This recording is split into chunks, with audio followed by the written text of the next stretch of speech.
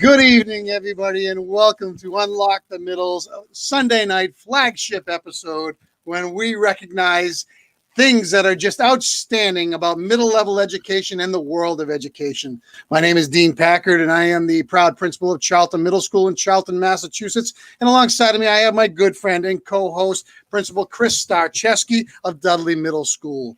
Tonight's show will be streamed live on YouTube, Periscope, Facebook, and did I hit them all, Chris? I think we're good. Yeah, I think we're good. I think we said that a few times. And we have a great guest tonight where we're going to dig into something we think is really fun. Hey, Chris, we've been doing this a long time. We've been having a lot of fun while doing so. Sunday nights, you know how I get passionate about that, and I enjoy it. And we're not going to disappoint tonight as we head out to the great state of Arizona to speak to our individual tonight. Man, I'm pretty fired up. You know, our guest tonight's going to be able to bring a lot to the table. And in terms of education, you know, we talk about developing and cultivating great people. And what he has done in his books has provided a great pathway for what to truly focus on as important. And, you know, these days it's very difficult to pay attention to what's important sometimes, Dean, because we get distracted by all the bureaucratic red tape that we have to go through to help deliver effective programs. But as we sit down and we really think about what it is that we're doing in the world of education, and as parents, you know, you've got 3 grown children. I've got 3 children in high school, middle school, and elementary school, and countless numbers of kids in our schools. It's very important for us to stay focused on the prize, and that's the cultivation and development of good human spirit. Yeah, and I'll tell you what, Chris, and looking at a lens, looking down from the top, and, you know, we talked to Gary tonight, and we're going to dig into his book a little bit, Notes to a Younger Me, and the book I Am. You know, you're looking now through a lens from the top down and saying, okay, how things could have been differently, or where should I have gone, and what's the development of character, and all about that growth of from a youth into that mindset moving into the adulthood. I'm looking forward to that. And, you know, and then we're going to tie in a little bit about growth mindset. So why don't we bring Gary in? I'll bring him in. Why don't you read his bio? Let's get into a conversation with him. This guy is an absolute phenom and rock star when it comes to being an author and understanding all about these topics. Sounds good to me, brother. Gary Hensel, he's a teacher and an author. His last stop in the corporate world was the director of human services for a mid-sized international manufacturing corporation. He spent 20 years in academia as a tenured department chair of business management and marketing with a mid-sized U.S. college. I love the upper level experience because it gets to see what we do hitting the road as young adults. Gary is presently writing and teaching about wisdom, new thought movement, and growth mindset. He's published 4 books and has won awards for teaching, writing, and as a social media influencer. Gary recently won an international award as Author of the Year in London from the Powerhouse Global Group. He has also won awards for excellence in teaching at multiple academic institutions. Gary's most recent books can be found on Amazon and on his website, which we will let you know what the title is later. Notes to a Younger Me, I Am, 2 of the most powerful words, Tough Roads, and the soon-to-be-released Lessons for a Spiritual Warrior. He teaches master's classes all over the world and posts the information for these on his website. Gary connects daily with over 135,000 readers and followers from all over the world on many social media platforms. Gary Hensel, I am fired up for you to be here so I can be better. Dean can be better. We can all be better. How are you tonight, my friend? I'm fantastic. Thank you, guys. Hey, Gary, thanks for joining us. And, you know, there's so many different directions we can go to in this conversation. You're quite an accomplished man. So first and foremost, we want to say thank you for joining us. The thing before I even start off on any questions, talk to me about this social media influencer. What does that mean exactly? Yeah. Help me before we start a conversation. I mean, I know that you're a guru with this. What does that mean from your lens? I think he's doing TikTok dances out there. No, Gene. no TikTok. We're not there yet. Yeah, this comes up a lot. And it's funny because I never would have thought of myself as being on social media. I think to this day, I've never done a selfie or anything like that, But when I started writing, just from my business background, I realized that to get get the word out and communicate with people, that I would have to get on social media. And I understood from when I taught business, viral marketing, and so I started putting stuff on some of my quotes, some quotes from some famous individuals throughout time, and it just kind of grew on its own. It grew organically, and it's actually bigger than my writing now. It's a huge part of my day, and I get to communicate. What the great thing is, you hear so many bad things about social media, but I have found a huge group of people from all over the world who are positive, who are optimistic, who are doing great things. And, you kind of get in, and every day I'm communicating people, every morning I wake up and I've got messages from Australia and India and the Philippines and places like that. And Europe and South America. And so it's really rewarding, especially when people say, wow, you really helped me, or, my daughter and I love your feed every day, that kind of stuff, I look at it from a teacher lens and how social media could impact the ability for them to grow and to be even bigger than what they are within a classroom. Have you thought about that a little bit from an educational background and how that platform could be very beneficial to educators? I have, and I recently thought if I was still teaching, I would, be tying that in with my lesson plan and, and talking to students on social media as well. When I left teaching about 10 years ago, and I remember Twitter had just come out, and my students were like, what is Twitter? And most of them were adults, and I'm like, you guys are the young guys, you should know. But I wasn't on it, but I understood. I thought it's viral marketing. That's what it is. And I never thought, again, I would be on it or would be an influencer, but it's another way to communicate.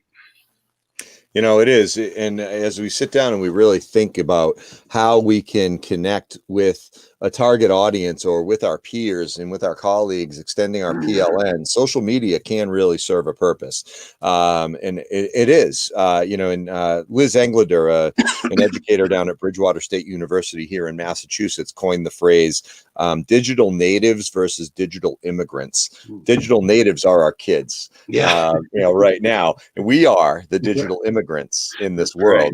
We're learning. They're growing up with it. And to be able to understand how to actually utilize that to maximize our efficiency and effectiveness with communication and connectivity is absolutely essential. So kudos to you, Gary, for being a leader in that clubhouse, for being able to move and perpetuate a positive message. Everybody out there in Unlock the Middle Land, if you're watching us, I'm seeing a couple comments pop up. I haven't checked into those yet, but we'd love to hear who you are and where you're from, as well as we're getting into the conversation with Gary tonight. So feel free to chime in, and we'll post up your comments and or questions as we roll through and try to address those. Gary, I'm just going to sneak in here before Chris asks a question and talk about how do we promote teachers to not be afraid to join in. I think that's one of the biggest things in education. I too have kind of fallen in love with social media, at least from the standpoint of selling what I do every day, because I think there's no better way to be able to sell what you do in a classroom, in a school, to tell a story. But we still run into resistance where educators are afraid because they're afraid of the ramifications that could be the fallout. I'm not, that's something that I'm really trying to help them understand. Until you get into those waters, until you reach out and try it, you'll never see the benefits of having a strong PLN or really connecting around the world with others who are doing what you're doing. Yeah, I think the first thing an educator at any level has to do is change their mindset. We hear so many negative things about social media. And for instance, like I never discuss politics and I never discuss anything negative. Everything that I do is positive, optimistic. And I get negative comments every day and I just walk past them. So yes, you could very easily say something that could be offensive, but if you really, kind of like from my business background, what's your mission statement? What are you trying to accomplish? Yep. And if you stick to that simple, format, you're going to be fine, So yeah, dive in, And growth mindset is encapsulated within this. So if we start talking and digging into growth mindset and what that means, either from a business or an educational standpoint, this is part of it. Yep. This is part of trying something that you're uncomfortable with and seeing the potential benefits. I mean, I'm sure you would agree with that. Yeah. And I'm not a big tech guy at all, but one of my graduate degrees was one of the first accredited distance learning programs in the United States. So I got off quickly on that. And then when I moved into teaching, I was, not by myself, my whole team, and was developing some of the early online coursework and hybrid courses. And then they were doing such a good job that I started going around the country speaking at other colleges about what we were doing and things like that. And it's really just having an open mindset to break the mold of what you've been doing, and, to keep up with that, the concept of the technology, but also just how people learn. And give them multiple options. So certainly hybrid formats.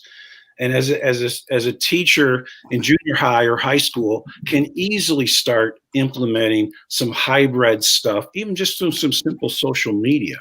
But again, don't get political. That's not your goal. You can do that on another, but you have to. This is my academic, my educational site, and I'm using it to communicate with my students, or maybe it's to communicate with other educators. But develop a mission, stick to it, and you'll be fine. I love your perspective on the growth mindset about it, taking risks or extending yourself beyond, what you're comfortable in doing. Cause that's really all it is. When we sit down and think about it, we could get into the psychology of it with Carol Dweck and others. But we don't need to go there right now. But as I look at the title of your book, Notes to a Younger Me and the Other I Am, we sit down and we look at some of the themes that are embedded within. The first topic that we're going to dive into is you are worthy. Talk a little bit about that. As Gary wrote this book, why was that a primary theme and primary focus, and what is it that everybody should take away? I think this is very relevant for students at your level, but also the teachers. And what I did was I wrote a brutally honest. It's very personal. And I figured that's, there's things in it. People say, well, that's not relevant to me. But I was talking to a 6-year-old me, a 10-year-old me, a 15-year-old me, sitting on that park bench and, giving that little boy a hug and telling him everything was going to be okay. And really some of just the very simple concepts that can lead them to so much more success academically, in life, in relationships. I've had a lot of adults. This book's been out about a year, and they tell me they passed it on to their junior high son or their child going to college. Nice. And it's a real easy read, which all of my stuff is. And so it really connects. And it's about those, like the first one you brought up, that I am worthy.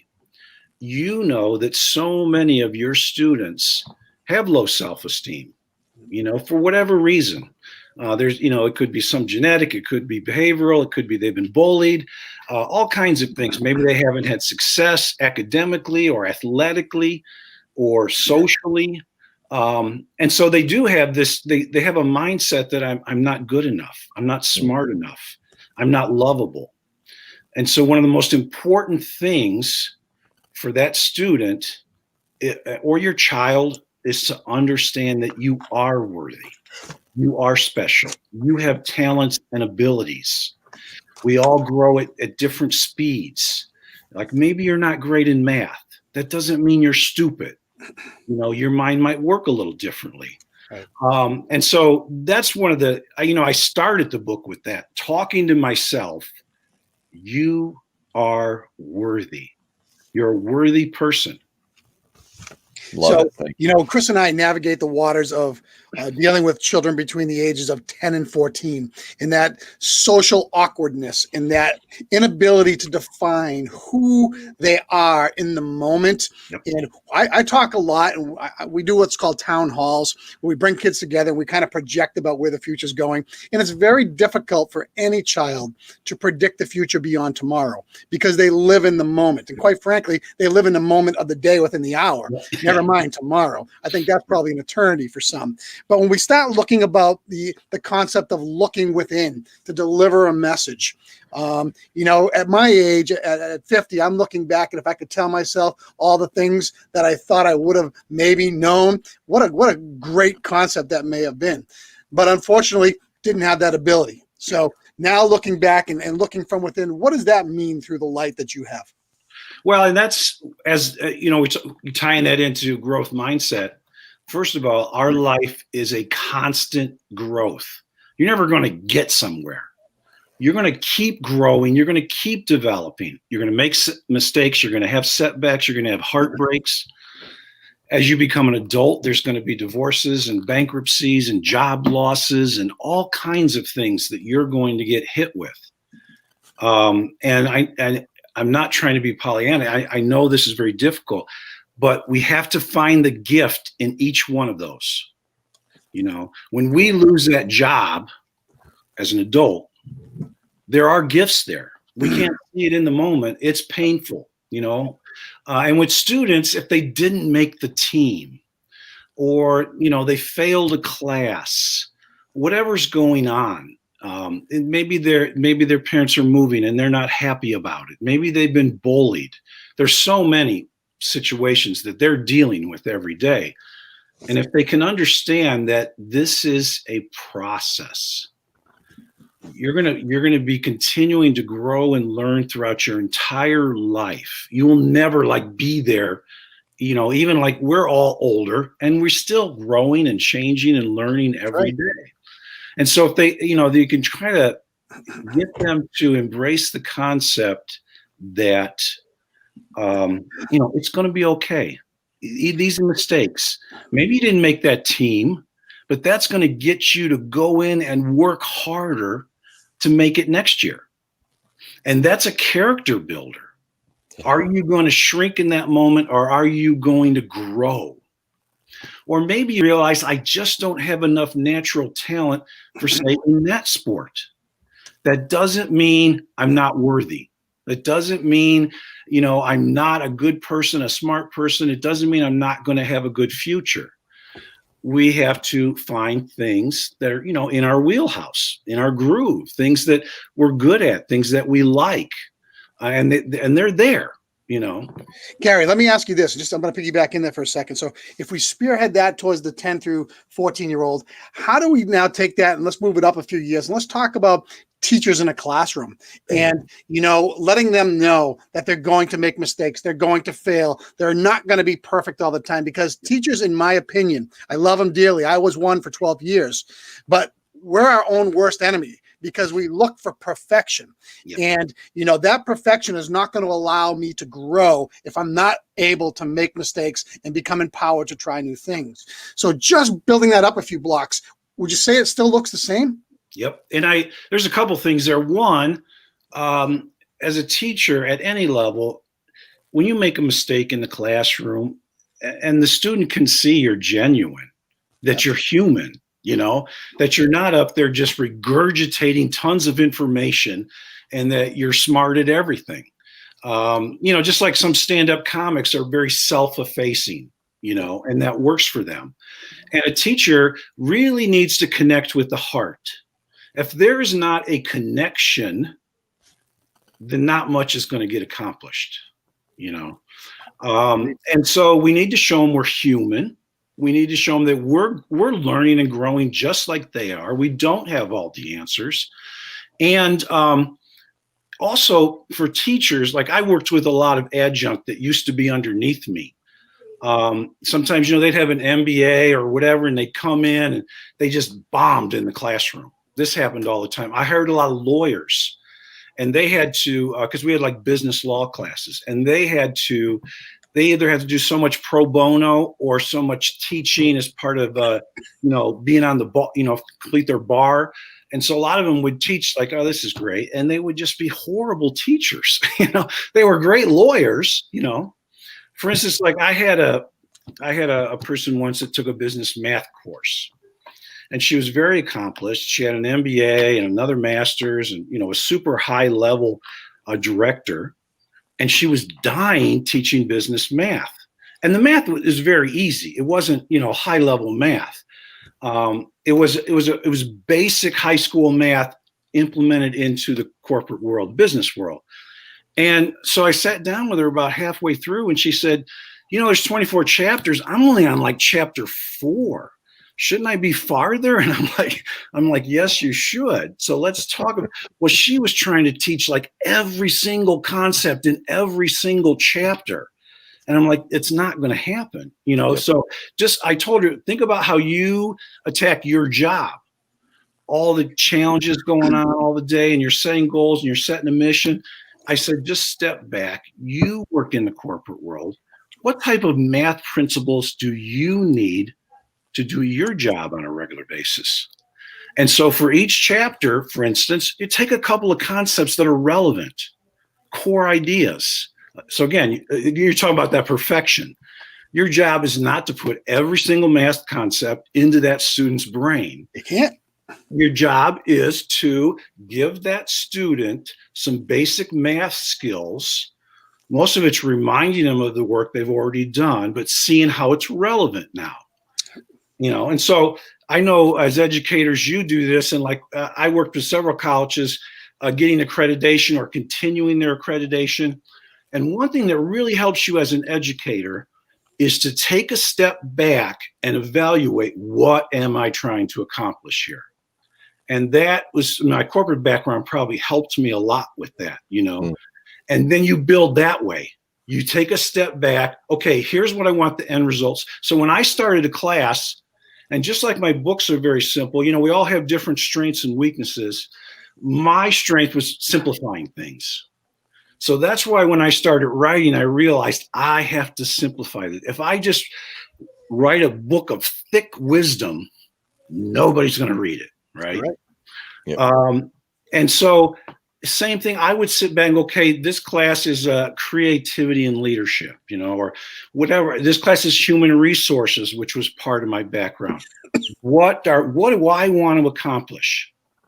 And if it's too many things, you're not in the right track. You know what I'm saying? And I had a lot of courses that were 3 hours long, sometimes at night, like a 3-hour course. And I would have a lot of adults that were already high level, in the corporate world. And I would do, what do I want to accomplish tonight? And it was usually very simple. It was a couple of things. It wasn't trying to, rebuild everything. And so it would, and then I would, it'd be easy to stay on track. But another thing is when we would get off course, and all teachers know this, like you're going and a tangent comes up, I would evaluate, is learning going on? If it is, I got to get back to this. No, you don't, because your job is to teach. And so if learning's going on, let that tangent go. You could always come back tomorrow and pick up what you thought you missed. So don't lose those learning opportunities. Spot on, Gary. As I'm thinking back to the a few moments ago through that summary that you just gave, there are a couple of catchphrases that come to mind. One is crisis is opportunity, and one is that fail is an acronym for first attempt in learning, right? So the idea that we have to stick to a specific script in order to get to an end goal, we really have to step back and say, what is the overarching purpose behind what we deliver? And related to what you just described, as I'm thinking, there's a champion that everybody has pulling for them. Sometimes the champion, though, has to come from within and empowering yourself in order to move forward. There are cheerleaders, for Dean and I as middle school principals.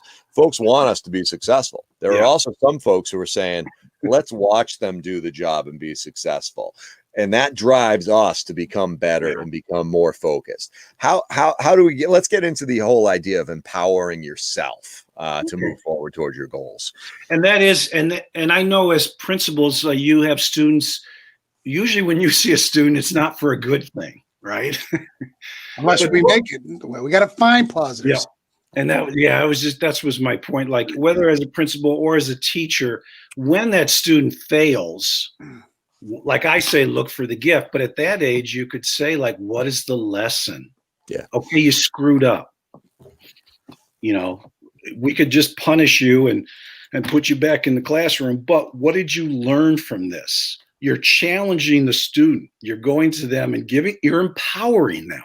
You're not just telling them what to do. Like you're asking them, what did you learn?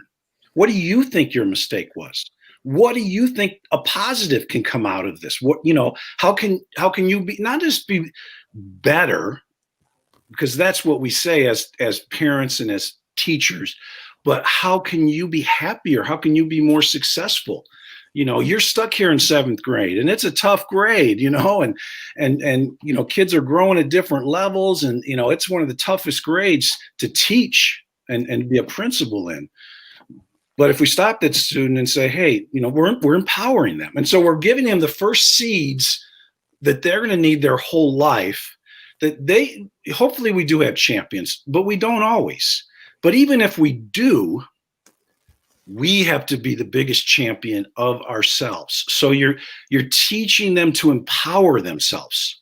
Yep. Look within for answers, start trusting your own intuition. Like let's say the kids out there and like you start screwing around with the wrong kids and they led you down the wrong way. And now you're sitting in my office, did you know going in that this didn't feel right? Was this not what you really wanted to do? See, and then you're showing them that, hey, you knew your intuition was right. You went into that situation feeling that it was not going to be good for you in the long term. Now you can start trusting your intuition in the future. So you screwed up. Here's the lesson. Here's the gift. And I always like, especially with that age, because if you just say you're going to be more successful, I'd even hit them with more like, what's going to make you happy? Is it going to make you happy to keep failing? Is it going to make you happy to keep being in my office all the time? Or is it going to make you happy to be able to spend time with your friends and play the sports that you want to and move on to the next grade? You want to get into high school next. You want to get out of junior high. So you're showing them that they have power. It's within them, and that there's things that will fill their needs, not just your needs. Gary, one of the things that I do each year is we talk about character. We continuously build that as kids grow, and the true measurement of one's character is what you do when no one's looking. And we make sure kids know that, because that builds essential skills. Like Beck said, middle school is the best grades to teach. I agree. I was in high school for a long time, and now is now my passion. And I'll probably be there. I think it is, but I think it's the hardest. It's hard. There's no doubt about it, but it's the most rewarding because you can monitor the journey of success for all angles. So where I was going with what I was saying about character is, when you hit the bottom, the feelings, the emotions attached to it are, I can never get back up. I'm the victim here. I don't know how to dust myself off and put myself back on the path. Chris and I and all the teachers in our building spend a lot of time dusting kids off and going with second chances, third chances, fourth chances. Cognitively, the mind is developing. So you don't want to close out opportunity for growth for kids. But let's talk a little bit about what this means to not be a victim and to move yourself forward, even through the most adverse situations that there are. All of this, kind of goes under a heading of like emotional intelligence. And I started teaching emotional intelligence like 25, 30 years ago.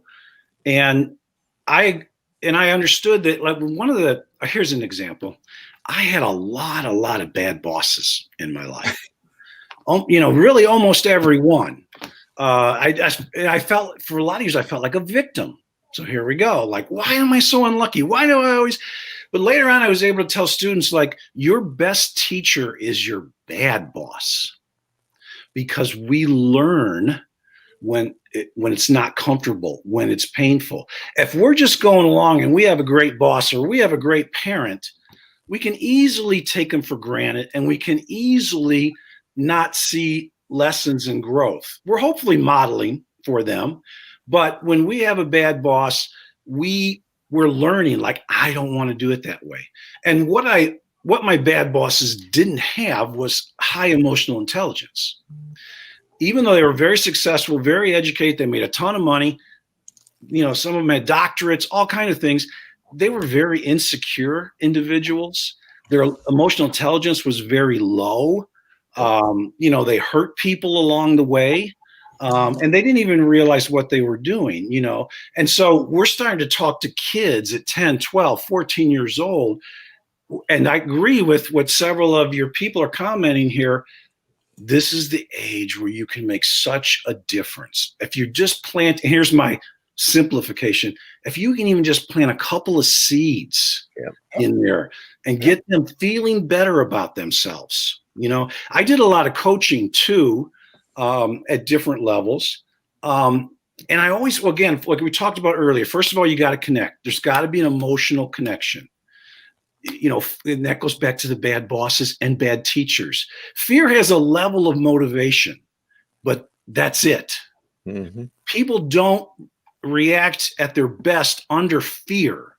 No, they don't. They react their best when that leader believes in them. Empowerment. Go, baby. Yeah. And I always talk about teaching is not about pouring information into an individual. Teaching is about showing that individual what's already inside of them. Pull it out. So, for instance, the analogy with coaching, I would find something that every player did well, and they all wanted to. Most of my coaching was basketball, and they all wanted to, start and get all the points. But you could catch them early and go, you know what? You're our best defensive player. And I would and this was at 6 years old, 10 years old. I coached high school.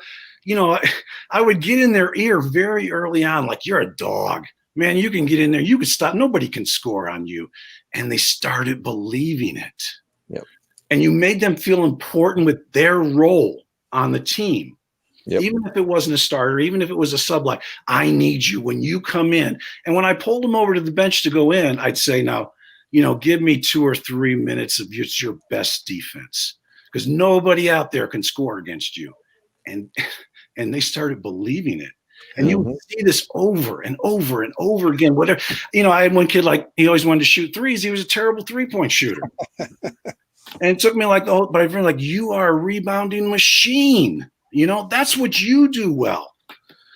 You prop him up, you make him feel good about himself. And he was a really good rebounder, and now, he leads the league in rebounding, that year, instead of sitting out there popping threes and missing them and getting frustrated that he's no good, Well, that's the big picture point. Sorry, Dean, is that, actions precede beliefs. Yeah. And no matter what you believe, your actions and those around you are going to go ahead and dictate what your belief system becomes.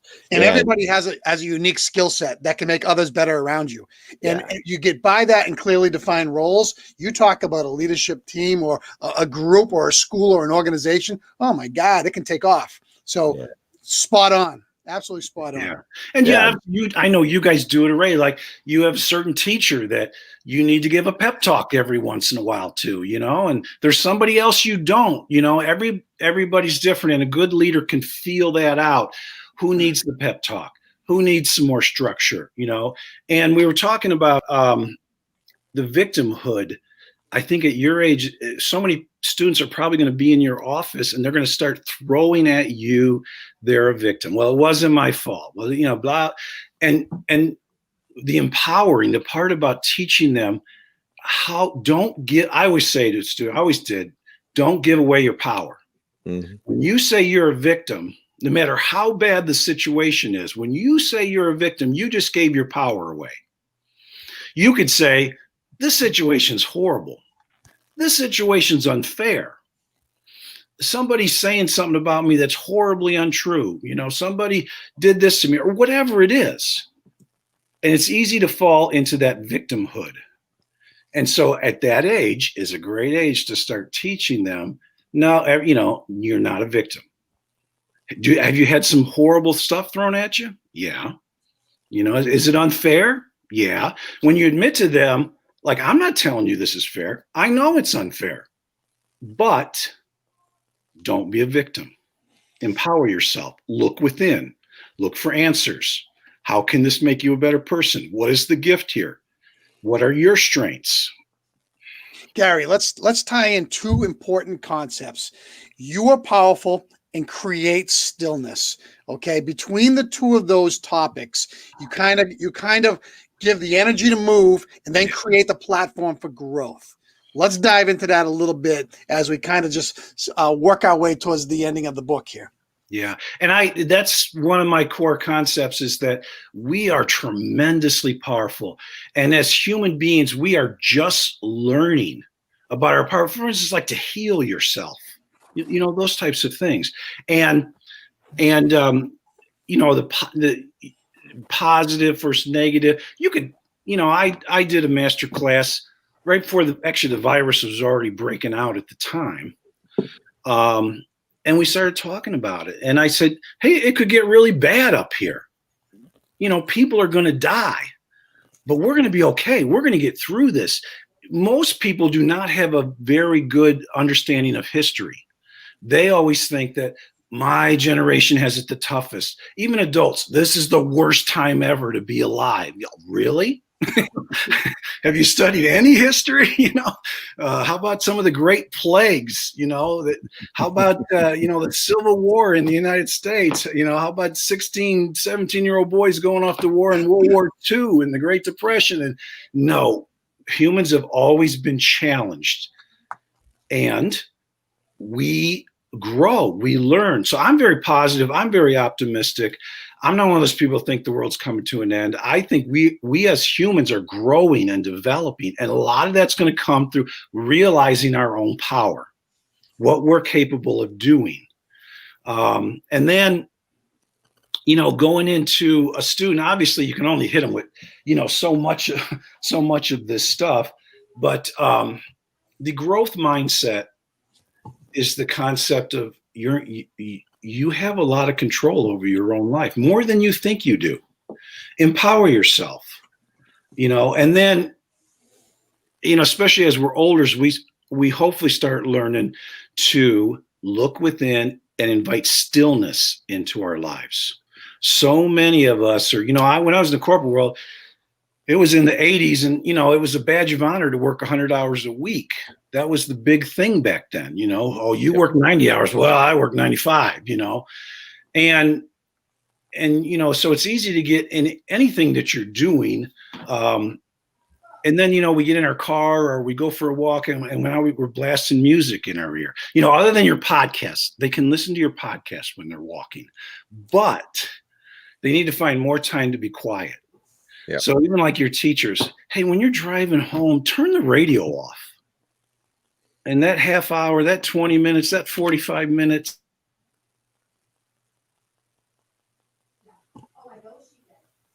I think Gary just froze up a little bit on us, Dean. Let's give him a second, see if he's coming out. It's a good profile pic, though, Gary. That is. So he was getting to the point of the stillness, and I think it's vitally important for people to get there, and he's right. And I was kind of waiting to see how he was going to finish that up, Chris, because I think he was definitely on to finding that way to bring yourself back down, to be able to enjoy life, enjoy the things that we do. We all work tremendous hours. There's no doubt about that. Yeah. And I don't know if it's always the most healthiest thing to do in regards to your overall growth. But in the end, I think as I'm getting older, I'm trying to realize that downtime is vitally important. We'll see if Gary comes back on. He could have hit a thunderstorm out in Arizona. You know what?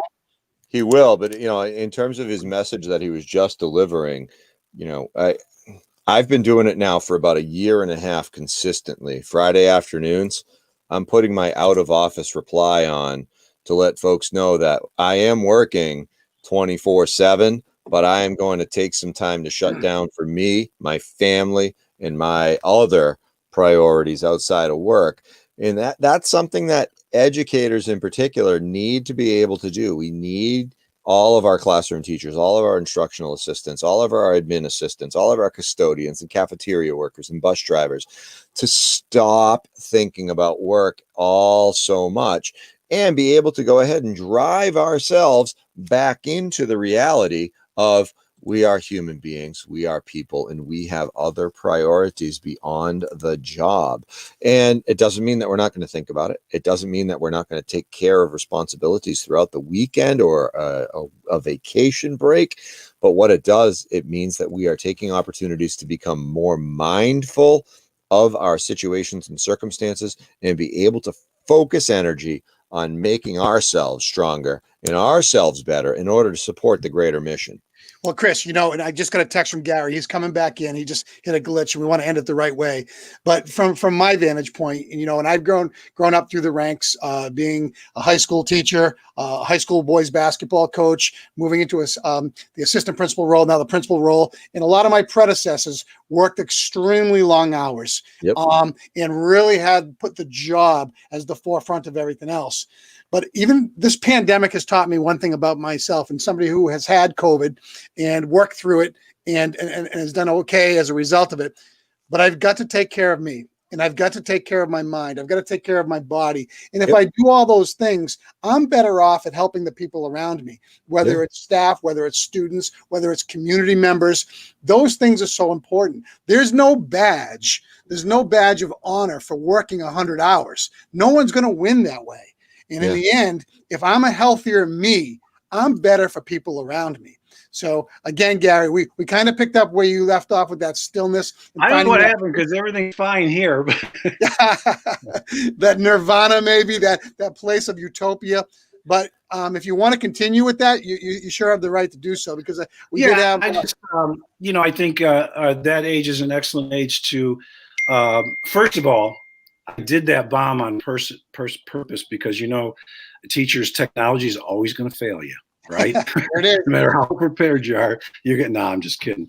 Didn't trip us up a bit. We were waiting for you. But we've all had that in the classroom, in the middle of a lecture or whatever. It's just that I think it's a great age to install in young adults, because that's what they are, and how much power they have within, and how much. They can look within for answers and believe in themselves and, find little successes to make them feel better about themselves. Absolutely, Gary. As Dean and I were bantering back and forth during your short absence, one of the most important things that we identified was how we need to ensure that we model taking care of self in order to allow others to have permission to do so. It's hard to do that in this world, because if we don't do it, we lose. But everybody out there, and Gary in particular, we are coming up on the end of our time. We're about to hit 44 minutes of back and forth dialogue, Gary. It's been an absolute pleasure. Chris, talk about his books. Talk about Gary's books and where you can find them and all that stuff. I'm getting there, man. I know that. I get excited for you, though. I gotta work with you. Hey, so Gary Hensel, everybody, he's got some information out there. Just look him up on Amazon. He's got some great titles. I mean, two of which, Notes to a Younger Me and I Am. He does have several other titles, and he's got a new release coming out very soon. It's all about being a better you and how to take those around you to the next level and really be empowered to make effective and positive change. And if you change your world, you change the world of others around you. And our job, and this goes out and shout out to my predecessor at Dudley Middle School, Principal John Pear, be better. The idea of being better and continuing to move forward and make effective. I told you guys earlier, I have positive vibes only. Yes, sir. Win-win across the board for all of us. Yes, sir. Yeah, and the proceeds from my I Am book go to Lyme disease research, which I know is a hotbed in your area. And the proceeds from my notes book go to child abuse prevention. So this is, about spreading good energy and helping people, both people that read it and also where some of the revenue goes for that. Oh, that's fantastic cause, Gary. Thanks so much for sharing that. Folks, check us out on our website. Links to Gary's information are there as well. Check us out on Twitter. And if you are just catching the end of this video cast, be sure to replay it off of YouTube, Absolutely. or off Twitter, off of Facebook. We're here for you. Also, if you have ideas about any area of focus that you would love to see highlighted as a part of our flagship show on Sunday nights, DM us, and we would love to chat with you a little bit more about what your ideas might be, and even if you're interested in being a guest. Be well, be safe, be strong, and as always, just keep on chugging, people.